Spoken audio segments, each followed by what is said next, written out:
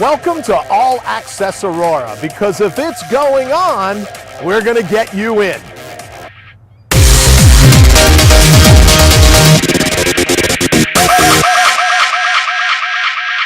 For the 2013 version of Dad's Big Day here in the city of Aurora, you'll see firsthand that we may be, when it comes to the state of Illinois, second in population, but we're most certainly first in vision. This Father's Day weekend, we'll be kicking off a vision over 8 years in the making. Now, I don't have to tell you, in this day and age, in order to get a project of this size complete, you need community involvement, you need corporate involvement, but you also need a leader. You need a politician that's willing to see it through from A to Z, to shepherd the project, to keep it going. You most certainly need a leader that is willing to spend some political capital. Let's go say hello and learn about that concept from His Honor, Mayor Tom Weisner. You know, I'm not the only one with the vision, and there's a lot of planning work that was done before I even took office. A lot of ideas were thrown out, and I don't consider that, it's important, but I think it was Edison that said genius is 10% inspiration and 90% perspiration, and I kind of play on that a little bit and say success is really 10% vision, but 90% persistence. And if that's, and when I look at it, it's the persistence part that so seldom happens, that a lot of people, a lot of visions, a lot of plans go on shelves and sit there forever. And what I felt when I came in is we've got to perform, we've got to persist, we've got to make that vision real. And there's so many people in this community that have helped make that happen, that I can't tell you how much I appreciate it. But it makes me proud, and I think it's made all of them proud of what we've accomplished so far. And we've got more to do, but we're getting there. Even in a time of recession, we took the measures we needed to take to make sure we were financially stable. But we didn't just sit back and say, we're going to wait this out. We continue to move forward. We built a brand new police facility, which has had a lot to do with a huge reduction in crime in Aurora. One of the safest cities of this size in the country now. We have a brand new public library that's now under construction. Waubonsie Community College built a full one-block campus in the city of Aurora. River Edge Park is opening on Father's Day itself.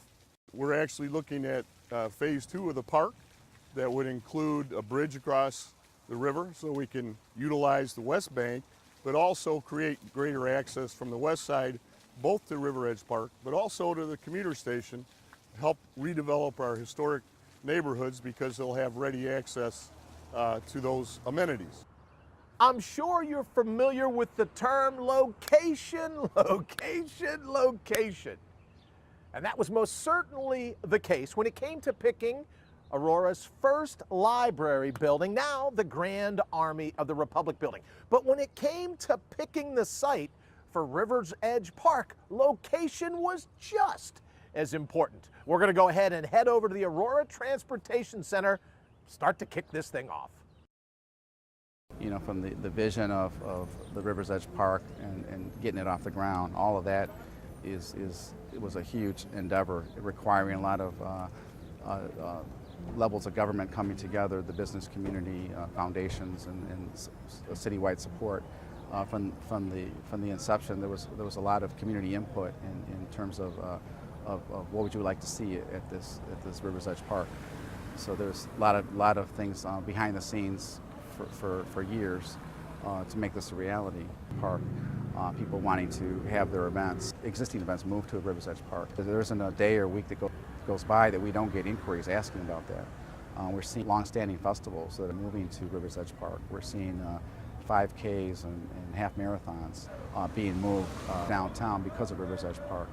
And a lot of these, because of River's Edge Park, are getting unprecedented attendance. People just want to be in those races, which is the hub of our transportation from the train station, buses, taxis, all coming out of here. We also have the post office, which is a lot of people pass through here. Natural synergy of people just passing through here all day long. We're very excited to share with you the first sneak peek inside of River Edge Park and give you a behind-the-scenes idea of not only the vision, but the planning that went in to making this one of the coolest venues on our planet. So it all really started with the architect's vision, and you can see the way that the park is designed. It's kind of on a curve, and it embraces the river. You know, that's one of the things we thought about, embracing the natural river habitat here.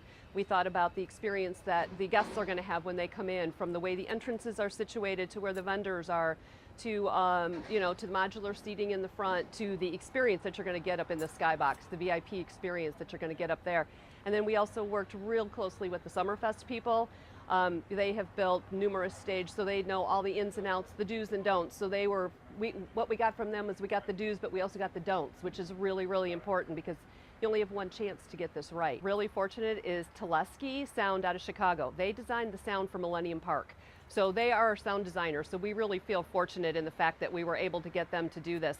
You can see right behind my shoulder here on the stage, you can see these big grids that are there. So we're going to fly the speakers from those grids. So you ever been to a concert and you have, you know, 10 feet of speakers in front of you and around the very edge of the stage, and the first 50 feet are just, you know, you can't hear for 3 days because your ears are ringing?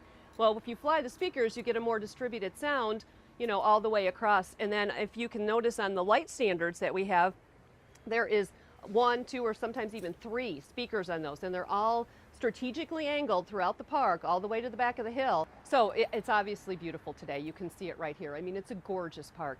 But at night, those 2 wings that you see, not right behind the stage, but on each of the wing, those are LED lights. In every one of those chases, there is an LED light panel up on top, and so we can program those light panels to pulsate, to roll. We can do any color system. We can hook it up to the sound system, so we can actually have those lights going with the beat of the music.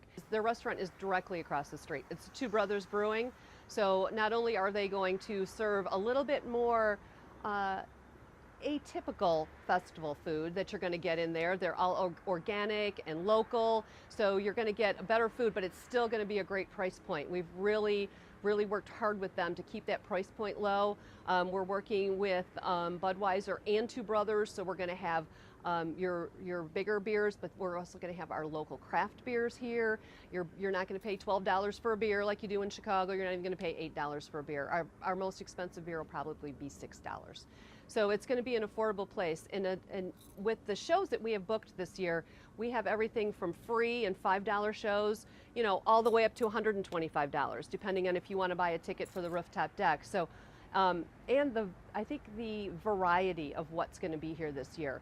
I mean, we know that we're a very diverse community in a very diverse area, so we have pretty much something for everyone. So I think that the Paramount has worked really hard on making sure that it happens first year, and we kind of build our reputation. And so we're just really looking forward to a great, fun season. But Aurora doesn't just have a rich history in the performing arts. River Edge Park will help to complement the great music and performance venues that are already a part of the city of Aurora. Aurora has always been a magnet for such incredible talent. We've had everything from comedians to Broadway entertainers to, in addition, our own Broadway. Talent that you can't even imagine has been here. We start with the Copley Theater, an intimate 216-seat theater, perfect for a comedian, perfect for a quartet, perfect for just that kind of experience. Then we go across the street to the Paramount, the 1,800-seat most beautiful theater you have ever seen, where I myself have seen comedians like Brad Garrett and Rodney Carrington. I've seen musical entertainment, the oldies but the goodies, and the up-and-comers like the Scotty McCreery's of the world. And now, to put the period at the end of this perfect sentence, we add River Edge Park with an over 9,000-seat capacity, beautifully seated next to the Fox River. It presents itself like nothing you have ever seen before, and we are so looking forward to having entertainment, starting with our Blues on the Fox Festival that's going to culminate on Saturday with nothing less than the best Buddy Guy. And then after 2 days of blues and rockin', we're gonna go into Sunday and we're gonna have our amped up adventure race. where fathers can come and celebrate Father's Day and be cheered on by their families as they run, jump, bike, swim, do whatever fathers do on Father's Day. So don't miss it. Make sure you're here and come join us in Aurora, where there's always lots to do and all kinds of entertainment. Obviously, a very integral part to this Father's Day celebration is the 17th annual Blues on the Fox. What you may not know is that the history of blues and the city of Aurora go back a lot farther than that. Let's take a look at some of the very rich history that is the Leland Towers and why it was so instrumental to first bringing blues to the city of Aurora. At the top of the Leland Towers was the infamous Sky Club, where many blues artists, not only blues, but jazz, Hawaiian musicians, all kind of music took place on the Sky Club for years and years and years and years. And that is exactly the location of the historic recording sessions that took place in 1937. 10 or 12 blues artists convened here in Aurora at the Leland Towers to record over 15 or 16 tracks of some of the most historic blues music known to man. The seminal Sonny Boy Williamson recorded the original version of Good Morning Little Schoolgirl here. And Good Morning Little Schoolgirl has to be, in the history of blues, probably one of the 10 top blues records of all time. So my involvement in the Blues on the Fox is kind of a natural thing, and I do it. It's a volunteer basis. We don't get paid for this. We're all volunteers that work on this festival, and it's for the love of the game is why we do it. And now it's time for the hat trick, the trifecta, the third jewel that is the Triple Crown of the great city of Aurora and this Father's Day celebration. You know, when you think of adventure racing, be honest, you think of Borneo, South America, the Rocky Mountains, maybe even in Alaska. But what if I told you there's an adventure race testing your ability at running, biking, kayaking, even an obstacle course? And it takes place right here in Aurora. We're going to learn right now from an urban athlete, a father, and why he's so fired up, so amped up, if you will, about this particular Father's Day weekend. You know, I'm an urban athlete, and I don't think you have to live in the woods to enjoy the great outdoors. You know, here we are in downtown Aurora. We got, you know, one of the best rivers in the state running right through our downtown. We've got one of the biggest networks of trail systems anywhere in the state. All congregates right in downtown Aurora. We got 43 miles of the Fox River Trail, 57 miles of the Illinois Prairie Path, 22 miles of the Prairie Trail, 11 miles of the Gilman Trail, and at the center of it all is River Edge Park. Before you think that the amped up adventure race is just for fathers on Father's Day, there are all kinds of athletes that are fired up not only about adventure racing, but doing it and training for it right here, the beautiful city of Aurora. Just because it's right here, right downtown, you can train all downtown. You got the trail, you can run, you can bike. I like to run this trail. It's beautiful. You got the scenery, you got the wildlife. You got a lot of good hills that you can run. I like to run the stairs around here just to get a different feel for everything. You can also, if you want to cross train, go and grab a canoe, a kayak, work your upper body, roll down the river, and it's just such a pretty thing, and it's right downtown. It's not like 20 minutes away or anything. It's not a gym. Like, it's, you don't have to pay for it. It's all free, and it's just a beautiful thing. I love it. Now to put the cherry, put the icing on the cake, if you will. How'd you like to know that the amped up adventure race this year, for the first time, begins and ends in River's Edge Park? But that's not all. It's a great course. Let's go ahead and take a quick look. So we're starting our amped up adventure race downtown Aurora at River Edge Park.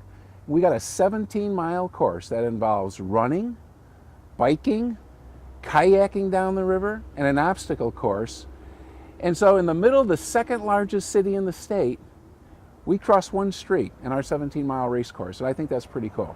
You can compete as a serious competitor, and you can do all four legs, or you can do a relay team where you get four of your buddies, and one of them does the biking, another one does the running, another one does the obstacle course, and another one does the kayaking. But we've laid out this course in such a way that anybody can do everything.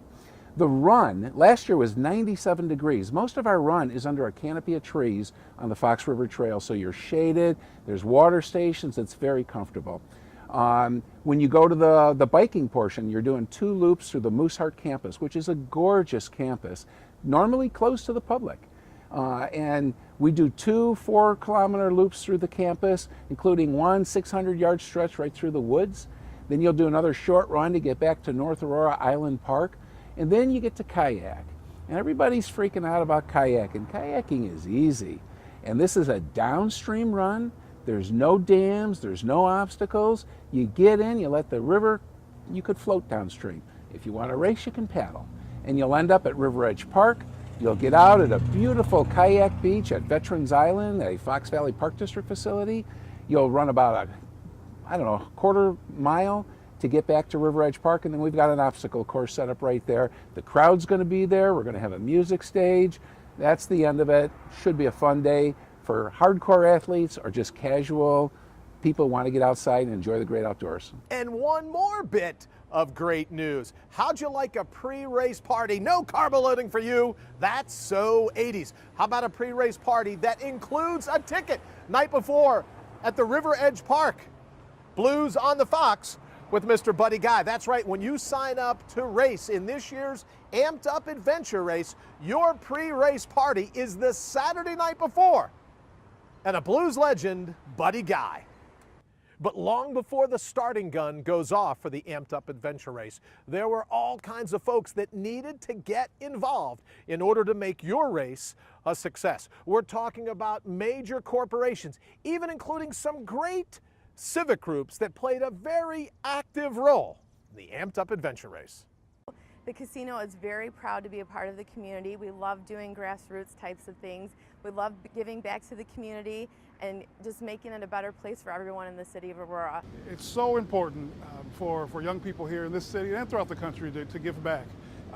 To be able to give back to a community that's given so much to you, not only instills a sense of civic responsibility, it also instills a sense of personal pride.